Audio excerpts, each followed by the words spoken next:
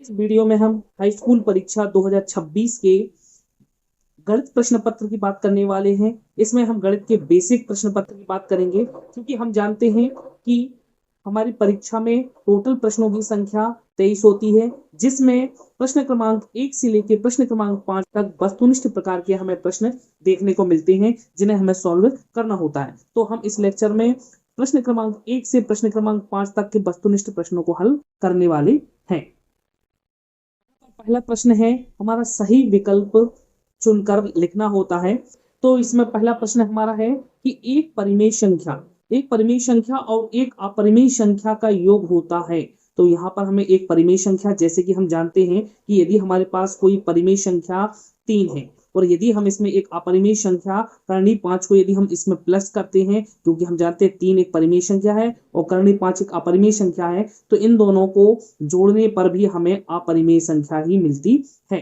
तो यहाँ पर हमारा आंसर जो हो जाएगा वो हो जाएगा ऑप्शन बी। इसी तरीके से प्रश्न क्रमांक 2 हमारे पास है कि निम्नलिखित में से कौन सा द्विघात बहुपद है। हमें यहाँ पर द्विघात बहुपद देखना है। तो जैसे कि ऑप्शन 1 में यह x है, x हमारा चर कहलाता है। यहाँ चर x की घात कितनी है? 2। यहाँ पर चर x की घात 2 है, इसलिए हम कह सकते हैं यह द्विघात बहुपद होगा। और ऑप्शन यदि हम देखें तो यहाँ पर चर x की घात 1 है, यहाँ पर चर x की घात 3 है और यहाँ पर भी चर की घात x की घात 1 है। तो हमारा ऑप्शन नंबर ए जो है वो सही रहेगा।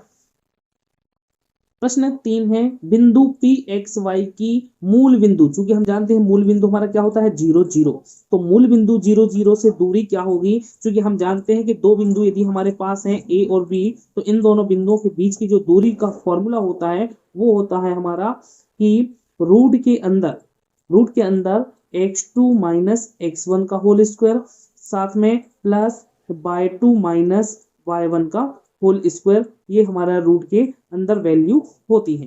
तो इस तरीके से यहाँ पर हमें एक बिंदु तो एक्स वाई दिया है और दूसरा बिंदु मूल बिंदु 0 0 है, इसलिए हमारा ऑप्शन रूट के अंदर x square plus y square हो जाएगा।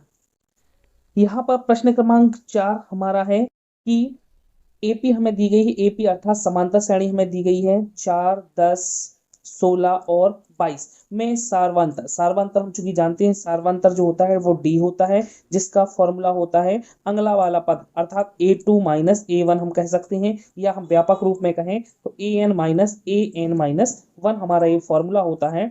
तो यदि हम यहाँ पर देखें कि आगे वाला पद, दूसरा पद यहाँ पे 10 है, तो यदि हम 10 में से आगे वाला पद क्या है? -4 हो जाएगा। तो यहाँ से आंसर आ जाएगा 6, जो कि हमारे लिए ऑप्शन क्रमांक सी में दिया गया। यदि हम यहाँ पर प्रश्न क्रमांक 5 को देखें तो यहाँ पर प्रश्न क्रमांक 5 में दिया गया है कि द्विघात बहुपद, यहाँ पे हमें एक द्विघात बहुपद 3x वर्ग धन 6x ऋण 9 में शून्यकों का योगफल हमसे पूछा गया है। चूंकि सबसे पहले तो हमें यहाँ पता होना चाहिए जो शून्यक होते हैं अल्फा धन बीटा, तो शून्यकों का योगफल होता है -b/a।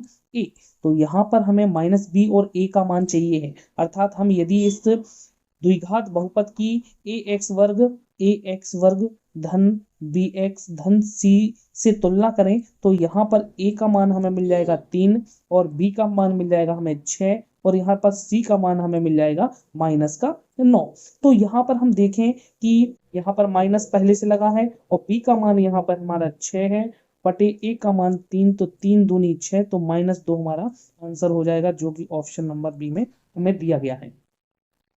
यहाँ पर अगला प्रश्न है कि रैखिक समीकरण युग्म, हमें यहाँ पर रैखिक समीकरण युग्म दिया गया है a1x plus b1y plus c1 equal to 0 और a2x plus b2y plus c2 equal to 0 का अद्वितीय हल है। तो चूंकि हम जानते हैं कि यदि ये रैखिक समीकरण युग्म जिनका हमारे लिए अद्वितीय हल दिया गया है, तो इसका आंसर होता है हमारा कि a1 बटे a2 बराबर नहीं है b1 बटे b2।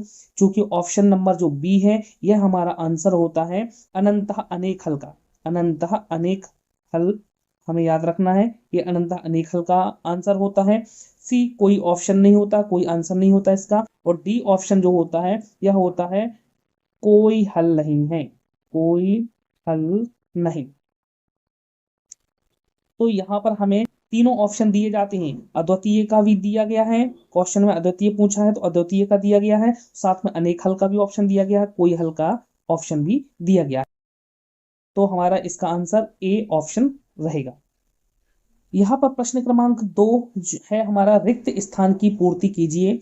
तो इसमें पहला प्रश्न यदि हम देखें तो इसमें दिया गया है दो त्रिभुज जिनके आकार समान हो। दो त्रिभुज हमारे पास हैं जिनके आकार समान है, कहने का मतलब यदि एक त्रिभुज ए है और एक त्रिभुज हमारे पास इस तरीके से, इन दोनों के आकार यदि समान है तो परंतु आवश्यक रूप से अमाप हो तो खालिस्तान कहलाते हैं। तो ऐसे त्रिभुज हमारे कहलाते हैं समरूप, क्योंकि हम यदि इन त्रिभुजों को देखें तो इनके रूप समान हैं लेकिन इनकी माप जो है वो समान नहीं है, इसलिए इन त्रिभुजों को हम कहते हैं समरूप त्रिभुज।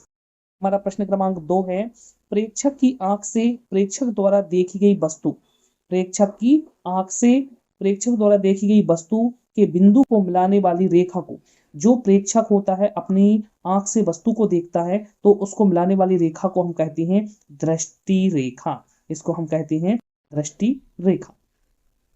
यहाँ पर प्रश्न क्रमांक 3 है, x के ऊपर 2 की घात x वर्ग ऋण 2 एक खालिस्तान बहुपद है। हम यहाँ देखें 4x है और इसकी घात लगी हुई है 2, इसलिए यह हमारा द्विघात, 2 मतलब द्विघात, इसकी घात कितनी है 2, इसलिए हो जाएगा हमारा द्विघात बहुपद। प्रश्न क्रमांक 4 है, एक द्विघात समीकरण में, यहाँ पर समीकरण कहा गया है, एक द्विघात समीकरण में चर की अधिकतम घात, चूंकि एक द्विघात समीकरण है, कोई भी द्विघात समीकरण ax वर्ग धन bx धन c बराबर 0 के रूप का होता है और यहाँ पर चर की घात अधिकतम 2 है, इसलिए इसकी अधिकतम घात 2 हो जाएगी। प्रश्न क्रमांक 5 है, एक वृत्तीय क्षेत्र का वह भाग जो दो त्रिज्या और संगत चाप से घिरा हो उस वृत्त का खालिस्तान कहलाता है। तो यहाँ पर यदि हम एक वृत्त को लें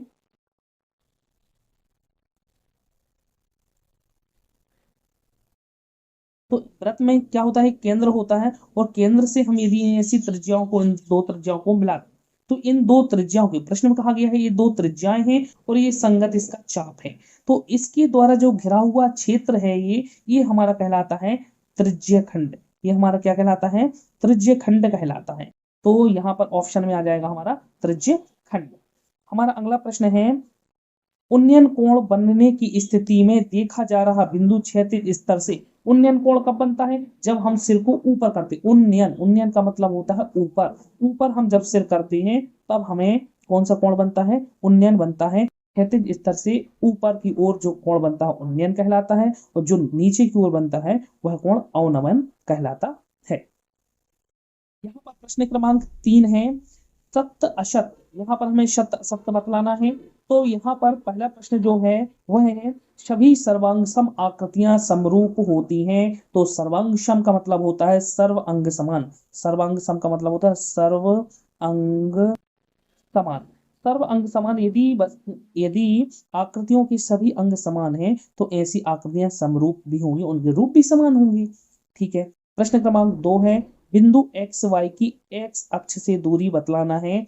तो यहाँ पर एक्स अक्ष से दूरी 0 होगी, यह हमें कहा गया है। तो चूंकि हम जानते हैं कि यदि हमारे पास किसी निर्देशांक तल में एक्स वाई एक बिंदु दिया गया है तो एक्स अक्ष से, ये हमारा एक्स अक्ष कहलाता है, ये हमारा वाई अक्ष, तो एक्स अक्ष से जो दूरी होती है वो वाई निर्देशांक होता है। क्या होता है, वाई निर्देशांक होता है और यहाँ पर वाई निर्देशांक की वैल्यू दी गई है वाई, इसलिए यहाँ पर 0 नहीं होगी, इसलिए हमारा असत्य हो जाएगा। प्रश्न क्रमांक 3 है, किसी वृत्त में त्रिज्य खंड और वृत्तखंड समान होते हैं। तो यह बिल्कुल असत्य है, क्योंकि वृत्त में त्रिज्य खंड जो होता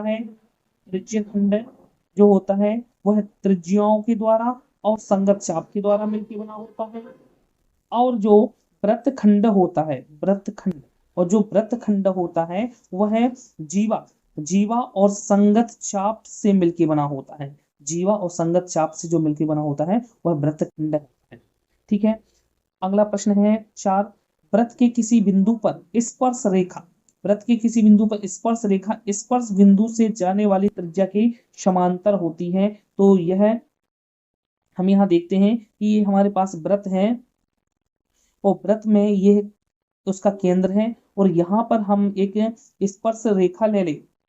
यदि हम यहाँ पर एक स्पर्श रेखा खींच दें इस तरीके से, एक स्पर्श रेखा है, तो यदि हम इस पे स्पर्श बिंदु पर हम एक त्रिज्या को खींचते हैं स्पर्श बिंदु को मूल बिंदु से मिलाते हैं अर्थात त्रिज्या लेते हैं, तो त्रिज्या जो होती है स्पर्श रेखा पर लंब होती है, लंब होती है, ना कि समांतर। इसलिए यह हमारा ऑप्शन जो है वो गलत हो जाएगा।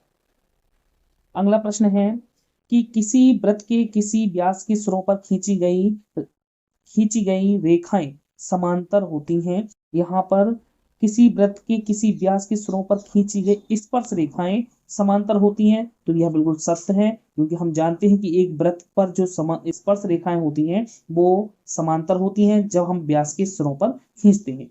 यह हमारा प्रमेय भी है जो कि बहुत ही महत्वपूर्ण है परीक्षा के लिए। अगला प्रश्न है केंद्रीय प्रवृत्तियों के तीनों मापक क्या कहलाते हैं हमारे? माध्य होता है तीनों मापक में, माध्य, माध्यक और बहुलक, ये तीन मापक होते हैं। तो इनमें संबंध क्या होता है? तो संबंध जो होता है 3 माध्यक बराबर बहुलक धन 2 माध्य, यह बिल्कुल सही संबंध है, इसलिए हमारा ये आंसर सत्य हो जाएगा। तो इस तरीके से हमने इन सत्यों को देखा। हम आगे प्रश्न को देखते हैं। यहाँ पर अगला प्रश्न है सही जोड़ी मिलाइए। तो यहाँ पर पहले ही सही जोड़ी है कि ऐसी घटना की प्रायिकता जो घटित नहीं हो सकती, ऐसी घटना जो घटित नहीं हो सकती इसे कहते हैं हम असंभव घटना। ऐसी घटना जो घटना घटित नहीं हो सकती असंभव घटना, और असंभव घटना की प्रायिकता होती है 0, जो कि ऑप्शन हमारा क्या है? एफ है। ये हमारा हो जाएगा पहला नंबर।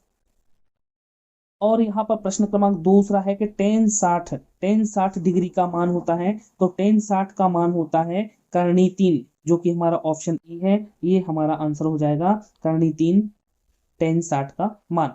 अगला प्रश्न है सेक 60 का मान क्या होता है? तो हमें त्रिकोणमिति में इन मानों को याद रखना होगा, क्योंकि यहाँ से 3 से 4 प्रश्न हमें पूछे जाएंगे। 3 जनरली क्वेश्चन यहाँ से सही जोड़ियों में पूछे जाते ही हैं हर वर्ष में। तो सेक 60 का मान, तो सेक 60 का मान कॉस 60 का उल्टा होता है, तो कॉस 60 का मान होता है 1/2, तो सेक 60 का मान हो जाएगा 2। तो ये हमारा हो जाएगा ऑप्शन नंबर 3। अगला प्रश्न है साइन स्क्वायर थीटा धन कॉस स्क्वायर थीटा, तो इसका मान तो 1 होता है, जैसे कि ऑप्शन बी में हमें दिया गया है। ये हमारा 4 नंबर हो जाएगा। ऐसे ही प्रश्न पूछे जाते हैं कि साइन स्क्वायर 45 डिग्री धन कॉस स्क्वायर 45 डिग्री का मान कितना होता है? तो ऐसे प्रश्न भी पूछे जाते हैं, इनका मान भी 1 होता है। तो यहाँ पर 5वां क्वेश्चन है बेलन का वक्र पृष्ठीय क्षेत्रफल, जो कि बेलन है, बेलन का वक्र पृष्ठीय क्षेत्रफल होता है 2πRh। ये हमारा 5वां आंसर हो जाएगा। और अब बचा हुआ है कि शंकु का वक्र पृष्ठीय क्षेत्रफल, शंकु का वक्र पृष्ठीय क्षेत्रफल होता है πRL, और ये हमारा 6वां आंसर हो जाएगा। तो इस तरीके से 6 सही जोड़ियां हमने यहाँ पर सॉल्व की हैं। अगले प्रश्न को हम देखते हैं। यहाँ पर अगला प्रश्न है एक वाक्य शब्द में हमें यहाँ उत्तर देना होता है। तो यहाँ पहला प्रश्न है कि त्रिज्या r, यहाँ पर त्रिज्या का मान r और कोण p डिग्री या p अंश हमें कोण दिया गया है। ऐसे वृत्त के त्रिज्य खंड का हमें क्षेत्रफल का सूत्र लिखिए। तो चूंकि हम जानते हैं यदि हम जनरली त्रिज्य खंड का क्षेत्रफल का सूत्र देखें तो θ/360 गुणा πr², लेकिन यहाँ पर हमें प्रश्न में थीटा का मान दिया है p डिग्री, तो p अंश बटे 360 गुणा पाई, और r का मान यहाँ पे हमें दिया है कैपिटल R, तो हो जाएगा कैपिटल R का स्क्वायर। तो इस तरीके से यह आंसर हो जाएगा। प्रश्न क्रमांक 2 यहाँ पर हमारा है द्विघात समीकरण में ax वर्ग धन bx धन c बराबर 0, ये द्विघात समीकरण है। इसके लिए द्विघाती सूत्र, जो द्विघाती सूत्र होता है हमारा x बराबर -b plus minus root b वर्ग -4ac और टोटल का बटा 2a, ये हमारा होता है आंसर द्विघाती सूत्र, जिसको हम श्रीधराचार्य